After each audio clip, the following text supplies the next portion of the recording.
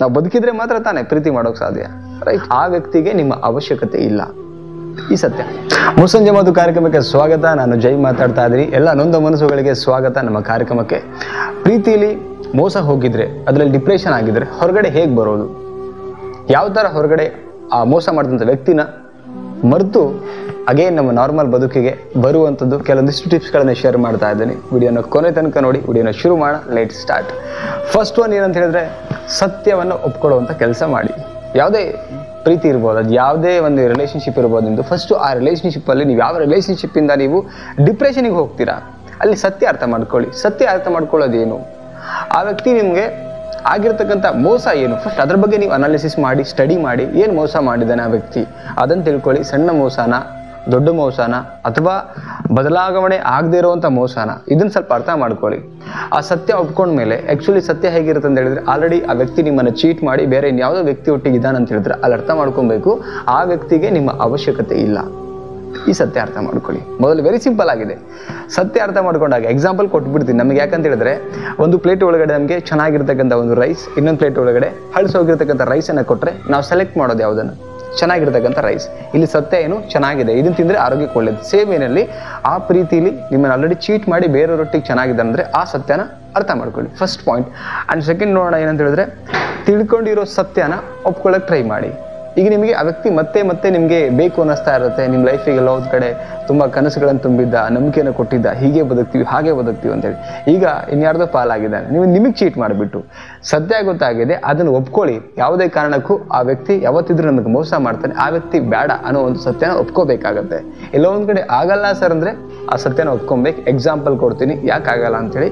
ಈಗ 2 ಪ್ಲೇಟ್ ಒಳಗಡೆ ಸೇಮ್ ಇದರಲ್ಲಿ ರೈಸ್ ಹಾಕಿದ್ದೀನಿ, ಅನ್ನ ಸಾಂಬಾರು ಹಾಕಿಬಿಟ್ಟು ಕೊಡ್ತಾ ಇದ್ದೀನಿ, ಇದರಲ್ಲೂ ಅನ್ನ ಸಾಂಬಾರು ಹಾಕಿ ಕೊಟ್ಟಿದ್ದೀನಿ.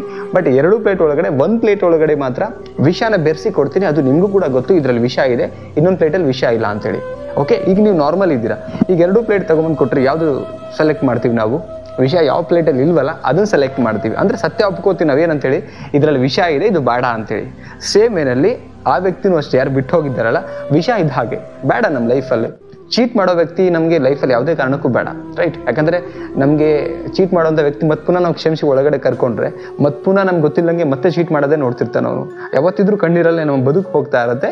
ಆ ಸತ್ಯನ ತಿಳ್ಕೊಂಡ್ಮೇಲೆ ಒಪ್ಕೊಳ್ಳಿ, ಇದು ಬೇಡ ಅನ್ನೋ ಒಂದು ಸತ್ಯ ಒಪ್ಕೊಳ್ಳಿ. ನೆಕ್ಸ್ಟು ಸತ್ಯ ಒಪ್ಕೊಂಡು ಬದಲಾಗಬೇಕಾಗತ್ತೆ. ಏನು ಬದಲಾವಣೆ ಆಗಬೇಕಾಗತ್ತೆ ನೋಡಿ. ಈಗ ನಾನು ಸೇಮ್ ಎಕ್ಸಾಂಪಲ್ ಕೊಡ್ತೀನಿ. ಈಗ ನಿಮ್ಗೆ ಗೊತ್ತಾಗಿದೆ ಇದರಲ್ಲಿ 1 ಪ್ಲೇಟ್ ಒಳಗಡೆ ಏನು ವಿಷ ಇದೆ, ರೈಸ್ ಇದೆ, ಇನ್ನೊಂದು ಪ್ಲೇಟ್ ಒಳಗಡೆ ವಿಷ ಇಲ್ಲ, ರೈಸ್ ಇದೆ ಅಂತೇಳಿ. ಈಗ ವಿಷ ಇಲ್ಲದವ್ರ ಪ್ಲೇಟನ್ನು ನಾವು ಚೂಸ್ ಮಾಡಿದ್ಮೇಲೆ ಯಾವುದನ್ನು ತಿನ್ನಬೇಕಾಗತ್ತೆ? ನಾವು ವಿಷ ಇಲ್ಲದಿರತಕ್ಕಂಥ ಪ್ಲೇಟನ್ನು ತೊಗೊಂಡು ತಿನ್ನಬೇಕಾಗತ್ತೆ. ಅಲ್ಲಿ ನಾವು ಆರೋಗ್ಯವಾಗಿ ಇರ್ತೀವಿ. ಸೇಮ್ ಏನಲ್ಲಿ ಸತ್ಯನ ಏನು ಮಾಡಬೇಕಾಗತ್ತೆ? ಒಪ್ಕೊಂಡು ಬದಲಾಗಬೇಕು. ಯಾಕೆ ಬದಲಾಗಬೇಕಾಗತ್ತೆ ಅಂತ ಹೇಳಿದ್ರೆ, ನಮಗೂ ಬದುಕಿದೆಯಲ್ಲ, ಪ್ರೀತಿಗಿಂತ ದೊಡ್ಡದು ಬದುಕು. ನಾವು ಬದುಕಿದ್ರೆ ಮಾತ್ರ ತಾನೇ ಪ್ರೀತಿ ಮಾಡೋಕೆ ಸಾಧ್ಯ, ರೈಟ್?